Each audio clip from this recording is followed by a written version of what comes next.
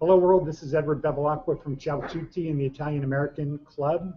And today we have the president of NIAF, John Viola, here in Las Vegas. So we want to take advantage of this opportunity. John, thank you for coming down. Thank you for having me. So you flew in yesterday? Yeah, we flew in last night. Flew And in you from stayed? Phoenix. Okay. We stayed at the Tropicana. How'd you like it? It's an interesting place. I always enjoy being here, so I was happy. And I understand some of your people learn to play craps. Yes, we taught all of our staff to play craps. This is a part of the professional development for work at the foundation. Good. So NIAF is how old? Let's give a little history. So NIAF is a 40-year-old organization this year, created in 1975 in Washington to provide a local sort of brokerage point and assembly point and voice for the Italian American community in the capital. We started off working with Congress and all of the White House, and eventually grew into really the nation's most active Italian American. And what are the plans for the future? Big plans. What are the big plans for the future? Well, we're working now on sort of evolving how we lead the community. We're really aware of the fact that our community has evolved into much more integrated and, or some say, assimilated ethnic group that needs to be served in different ways. So we've worked on building a National Leadership Council, a network of affiliated organizations so that what everybody's doing can be highlighted and best practices can be celebrated. Good. Now we usually start these by asking the question, what are your Italian roots? Okay. My Italian roots are complicated and southern. My father's family all comes from the Valle Vidiano in the south of Campania, and they all got there from Basilicata, some of them, and then some of them from Caserta. My mother's mother is half Neapolitan from Avellino and half Barese, and my mother's father's from Palermo. So I'm all southern, but a big mix. Okay. And one of the things I really wanted to focus on is your Jesuit education. How did you happen to go to Fordham? Interestingly enough, it has to do with crabs. I was working for the New York Yankees at the time, and there was an older guy working in the clubhouse with me, a guy named Joe Lee. And Joe sort of took me under his wing, and I grew up in a family that played dice, and we played dice in the dugout, and just became really, really close. He would take us to the horse track and the knock-around guy, and he went to Fordham. And he took me up there to see the campus one day. He had to pick up some books, and I fell in love with the campus, and I realized it was a Jesuit school, and I had respect for the Jesuit tradition, and that's where I went. So in reading your short bio in the scholarship book for this year, you even have one of the Jesuit quotes in here, men and women for others, Jesuit mission for men and women for others. Yeah. And so how do you do that? Well, in my life, I've found that the thing that, I love Fordham for the environment, I love the academics, but I respected it for the idea of service to others.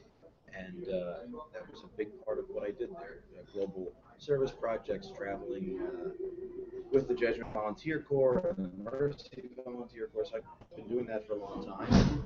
We just felt that we could do programs like that in Italy, programs like that in other parts of the world that were underserved, and programs like that here at home, where you sort of, even if the objective was just having people be there for other people and participate, but then even in just conversation sometimes it's quite valuable. So that was the impetus for a lot of the service work that I went on to do.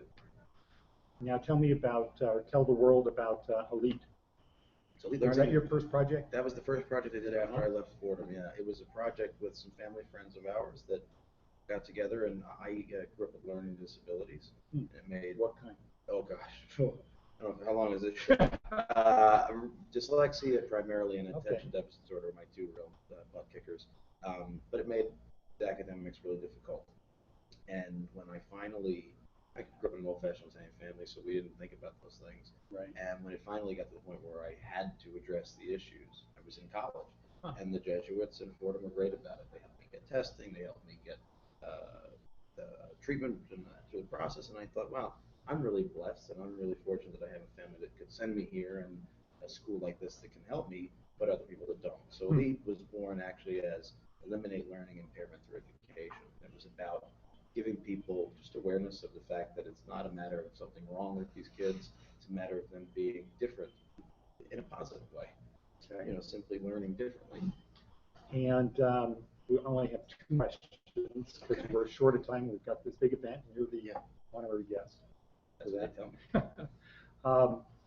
So what are your personal plans for the future regarding Jesuits? What are my personal disadvantages? plans? What do you see 10 years from now? For my life, that's a tough question. Just related to the Jesuits. I've always supported the university. I've always supported what the Jesuits do. And my personal philanthropy, I try to be part of the idea of being for others, reactive in my philanthropy sometimes, to seeing where needs arise and seeing where there are opportunities for me to lend not only resources but maybe my own talent. So I believe in the Holy Spirit. I believe you're put in the place where you need to serve, and all the things I've come into my life I've sort of stumbled into, but they've been the right place for me. So I don't have a projection. I just sort of surrender to being where I'm supposed to be. Okay, go with the flow. Go with the flow. Okay. Last question. Sauce or gravy? Oh God, that's a massive debate. We will battle about that at our headquarters and all of our events in perpetuity. I say if there's meat in it, it's gravy. Okay. If there's not, it's sauce. That's what my father says. Now, he was born in Niagara Falls, but we all grew up in Bay Area, California. And I think pretty much on the West Coast, it's sauce.